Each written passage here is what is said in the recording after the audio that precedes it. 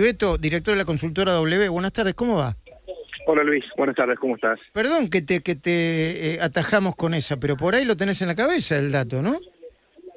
El Bueno, dato, el dato de la adolescencia tardía y el no deseo de tener hijos después de los 30. sí, te diría Luis que ahí hay primero un aspecto estructural que es el crecimiento de la expectativa de vida. Pensá que en el año 1900 en los países desarrollados la expectativa de vida era 40 años, hoy es 80, en Argentina 78, digamos, con lo cual todas las personas tienen un horizonte mucho más largo y esto provoca que todos los procesos previos se estiren. Entonces se estira la adolescencia, la adultez comienza también más tarde, se estira el concepto de juventud. Hoy hay como una concepción de los 50 son los nuevos 30, tenés gente de 60 años que está impecable. Bueno, en nuestro laboratorio de tendencias en Almatrend estamos estudiando lo que se llama la generación Silver, que es todos los que son arriba entre 55 y 60 viendo que tienen por delante 20 o 30 años de vida, que ya no solo es vivirlo, sino con qué calidad de vida vas a transitar ese proceso. Entonces hay muchos cambios en una de las variables más importantes que afectan a los seres humanos, que es la demografía y su estilo de vida.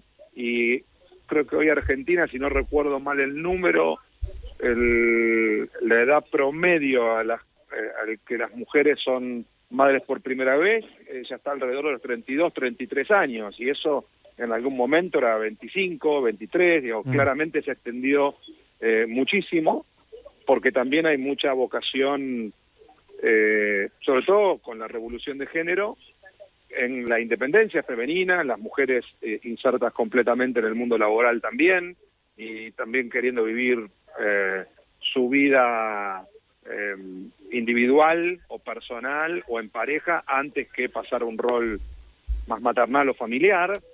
Y también los jóvenes extendiendo bajo la cultura centennial de vivir el hoy, disfrutar, conocer el mundo, bueno, una cantidad de accesos que no había en otras épocas, porque yo lo llamo una hipertrofia del deseo, queriendo concretar muchos otros objetivos antes del de la más tradicional vida familiar y rol paternal. Bueno, todo esto es un combo de cosas que terminan generando una...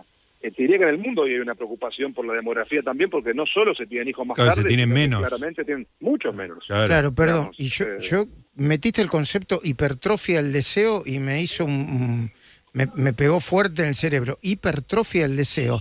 Pero ahora déjame decirte una cosa que se cruza con otros fenómenos. No quiero profundizar tanto en esto porque el motivo de la charla era otro, que tiene que ver con la economía, el humor social hoy, pero al mismo tiempo, todo eso es cierto, pero el reloj biológico de la mujer no avanzó así como avanza Sí, la edad de muerte, por ejemplo. la edad de la extensión de vida, Claro. ¿o sí? Bueno, tal vez no exactamente igual, Luis, no se duplicó, pero sí hoy tenés maternidad a edades que antes parecían imposibles, digamos. Maternidad arriba de los 40, muchísimos casos, maternidad arriba de los 50, algunas excepciones, pero digo, claramente, digamos, todo el proceso de extensión de la expectativa de vida tiene que ver con una combinación de la tecnología y el avance de la ciencia, ¿no? Claro, de la Guillermo, mano, digamos. Entonces, hay una cantidad de soportes que tienen después las personas que quieren tener hijos a edades más avanzadas que antes no existían. Entonces, desde la fertilización asistida, el vientre subrogado, bueno, etcétera, que también permiten que ese reloj biológico, si bien existe, no presione tanto a edades tempranas, digamos, por lo menos abajo de los 30 o 35, como sí lo hacía antes, ¿no? y Guillermo, ¿cómo estás? Sara Huerte. Y conjunto, obviamente, con la criopreservación de óvulos, que también eso le da muchísimo más tiempo a las mujeres, porque por ahí conservan sus óvulos de los 30 años y pueden decidir en el momento en que los quieran usar, porque siguen siendo los óvulos jóvenes, que por ahí es mucho más fácil. O sea, si hubiese alguna concientización también y sería más accesible, por ahí habría más mujeres que lo estén haciendo. Sí, ni que hablar, ni que hablar. Claramente Es caro todavía, eso es caro para el mundo, todavía. Claro, claro. Sí, es caro, obviamente. Mm. Pero bueno, todos estos procesos que están vinculados con vanguardia tecnológica, Luis, en general, y en la medicina, naturalmente arrancan por cuando las cosas son novedosas, son más caras, después se van ganando escala y van volviéndose más accesibles. Hoy, por lo menos, están al alcance de quienes tienen el poder adquisitivo para poder hacerlo, y convengamos que para mucha gente es una inversión que están dispuestos a hacer, cediendo, si querés, calidad de vida en muchas otras cosas, porque es su principal prioridad en determinado momento de la vida, ¿no? Y hoy tienen la posibilidad, antes no existía. Guillermo, te hago una pregunta que era la pregunta que motivaba el llamado, pero fíjate cómo se nos fue la cabeza para cualquier lado. Lo que está buenísimo un viernes, ¿no? Sí, claro. Se conoció un dato de aumento, de que los salarios le están ganando la inflación de enero a mayo. Obviamente es solamente de enero a mayo, es por sectores, no es tan uniforme, no se puede decir que esto es espectacular. ¿Está incidiendo eso en el humor? ¿Hay gente que le está sucediendo y lo tiene en cuenta? ¿Cómo se está viviendo esto? ¿Cómo vive el día a día de la economía hoy un argentino, el humor social?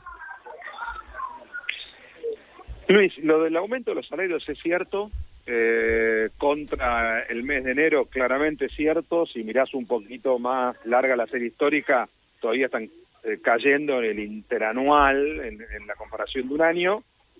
Eso empieza a mejorar la capacidad de compra y la posibilidad de recuperar un poco consumos que se fueron entregando o perdiendo en estos meses, de aquellos que tienen en general los salarios más formales, ¿no? Los que trabajan en relación de dependencia, que han ido acompañando y ganándole a la inflación. El problema es que vos ahí tenés 6 millones de personas dentro de todo, de los 20 millones de personas que hay en la población económicamente activa. Después tenés unos 3 millones y medio que están en el Estado. En general esos han estado en el último tiempo, para que la redundancia, más empatados con la inflación, y los informales que están claramente por debajo, que ahí tenés como 8 millones de personas que no le han ganado todavía la inflación, porque dependen mucho más del nivel de actividad. Y lo concreto es que la economía de la Argentina, bueno, ya sabemos que el primer trimestre, dato oficial del INDEC, cayó el 5%, y por lo que estamos viendo de datos de la economía real, digamos, del consumo y de distintos sectores, no vamos a tener un gran segundo trimestre, más allá de la recuperación del campo y de la energía. Entonces, traducido, el humor social se está poniendo en ese sentido bastante dual. Los que tienen un salario formal y fueron acompañando la inflación pueden tener un poco más de resto si miramos este último proceso de tiempo corto. Si mirás la película un poquito más larga, lo que ves es una contracción del consumo, Luis, ya primer semestre confirmado. Fuerte. Como te señalaba el otro día, fuerte. ¿Y el humor social con respecto al gobierno y a la paciencia que le tienen al actual gobierno? Mira, todavía las encuestas están mostrando en el orden del 50% de aprobación. Hay algunas que están sí empezando a mostrar alguna caída en el último mes, pero de todas formas el gobierno sigue teniendo un altísimo crédito a esta altura de las circunstancias, sobre todo para la magnitud de la recesión que se produjo en este primer semestre del año. Entonces, eso habla de algo que veníamos también señalando, una vocación que tiene la sociedad porque este proceso salga bien, la esperanza como un sentimiento muy fuerte, el núcleo duro de votantes de Milei o de gente que apoya hoy al gobierno, dividido, si querés, en 3 grandes mundos: los convencidos, los que tienen un cierto rango de incertidumbre, y los que están un poco más asustados, pero de todas formas continuando con el proceso de apoyo.